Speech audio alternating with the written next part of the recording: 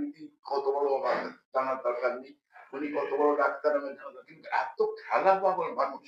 খেলার জন্য উনি এত করেছেন। আমি তো উনার সঙ্গে সৌভাগ্য, আমি উনার সঙ্গে সাবমিশনের মিটিং এ থাকা, সাবমিশন করা। আমরা সেই সময় আমাদের ক্লাব থেকে আমরা সাবমিশন যেতাম রিপ্রেজেন্টেটিভ হিসেবে। গোপাল দা তখন সেক্রেটারি, আমাদের গোপাল দাই তৈরি করেনি 48 সালে আমাদের সাবমিশন তৈরি, উনি প্রথম সেক্রেটারি। জ্ঞানরঞ্জন মল্লিক আর গোপাল দাস না। উনি যেভাবে খেলাধুলো ভালোবাসতেন, মন্ত্রী থাকা আমি দেখেছি মন্ত্রী থাকাকালীন মানে পুরো পুলিশের গাড়ি নিয়ে উনি আমাদের মিটিং এ এসেছেন। একটা ডিসিশন দরকার, ওনাকে দরকার, উনি এসেছেন। হ্যাঁ, প্রসঙ্গত বলে রাখি গোপাল দাস নাগ মানে তিনি শ্রমমন্ত্রী ছিলেন একসময়। গোপাল দাস নাগ তিনি স্বাস্থ্যমন্ত্রীও ছিলেন। আর দ্বিতীয়ত হচ্ছে রত্নাদি নাগ আ পার্লামেন্টে এত ভদ্র একজন সাংসদ এবার মিস করেছে। হুগলির সাংসদ ছিলেন উনি।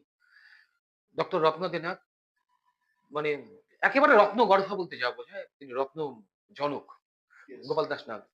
মানুষ হিসেবে খুব পরিচ্ছন্ন ছিলেন এবং তার ফুটবলের প্রতি তার যে অবদান, একজন বামপন্থী মানুষ হিসেবে কিংবা একজন ডানপন্থী মানুষ হিসেবেও কিন্তু তার কাজ স্বীকার একটা করবেন। একটা কথা তাহলে আপনি বললেন বলে বলছি। এটা অনেকেই জানেন না। গোপাল দাস